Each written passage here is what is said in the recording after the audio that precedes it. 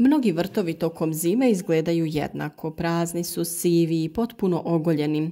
Vrtlari često misle da se ovaj period ne računa, da je tlo u mirovanju i da se tu ništa posebno ne može raditi, ali istina je potpuno suprotna. Prazan vrt tokom zime znači izgubljene hranjive tvari, lošiju strukturu tla i slabiji početak sezone u proljeće. A sve se to može spriječiti vrlo jednostavno: zimski uzgoj biljaka, dodavanje stajnjaka i zaštita malčem. Zimski uzgoj nije rezerviran samo za stručnjake, štoviše, određene kulture izuzetno dobro podnose hladnoću i rastu čak i kada su temperature blizu nule. Zimska salata, crveni i bijeli luk, poriluk, blitva, špinat, mrkva, peršun, raštika, rotkvice, sve ove biljke mogu uspijevati pod snijegom ili u blizini nultog stepena, sve dok je tlo zaštićeno i nije potpuno smrznuto. Njihovo prisutstvo u vrtu tokom zime ima dvostruku korist. Ne samo što daje svježe povrće kada ga najmanje očekujete, nego i održava tlo aktivnim.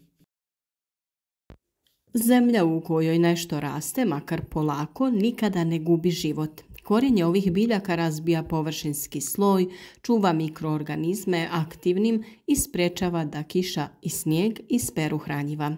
Biljke, iako rastu sporije nego u proljeće, zapravo rade važan posao. Čuvaju strukturu tla, sprečavaju eroziju i održavaju vlagu. Ako ostavimo vrt prazan, vjetar i obilne zimske padavine odnesu najkvalitetniji sloj zemljišta, sloj koji se najteže obnavlja. Drugi ključni element je prihrana. Najbolje je koristiti prirodna hranjiva poput neke vrste stajnjaka, ali treba biti pravilno raspoređen i dobro bi bilo zaštititi ga malčem. Dodavanje stajnjaka tokom zime najbolji je način da se zemlja obnovi. Dodajemo hranjiva, popravljamo strukturu tla i biljkama osiguravamo aktivan proljetni start.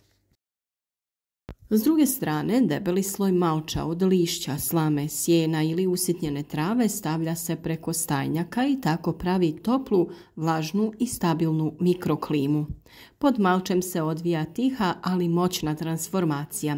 Stajnjak polako fermentira, razgrađuje se, oslobađa hranjiva i pretvara zbijeno tlo u rahlu humusnu strukturu. Kada u proljeće dođe vrijeme sadnje, zemlja je kao spužva, tamna, rastresita i puna života. Ovakav sistem naravno funkcionira i ako dio gredice ostavite pod zimskim povrćem, a dio pod stajnjakom i malčem. Bitno je samo jedno: tlo nikada ne smije biti potpuno golo. Golo tlo je hladno, beživotno, izloženo ispiranju, a mikroorganizmi koji su nam prijeko potrebni tokom uzgoja povlače se duboko ili potpuno uginu. Malč održava toplinu, sprečava koru na površini, čuva vlagu i stvara savršene uslove za razgradnju te organske materije koju smo dodali. Dakle, zimi nikako nije vrijeme kada vrt treba mirovati. To je zapravo najbolji period da ga zaštitimo, nahranimo i pripremimo za snažan start u proljeće. Bilo da odaberete zimske kulture koje će vas nagraditi svježim povrćem ili obnovu tla stajnjakom i malčem.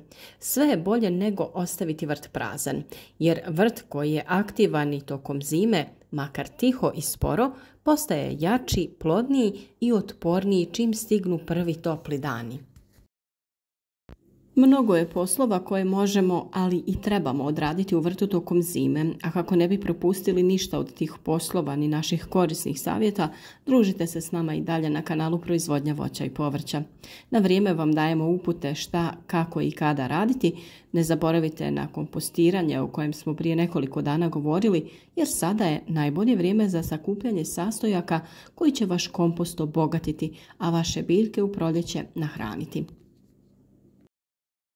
Ne zaboravite i podijeliti ovaj video sa prijateljima na društvenim mrežama i ostaviti like podrške, a komentari su uvijek dobrodošli. Podijelite vaša iskustva sa zimskim uzgojem, kako čuvate tlo i njegovu strukturu.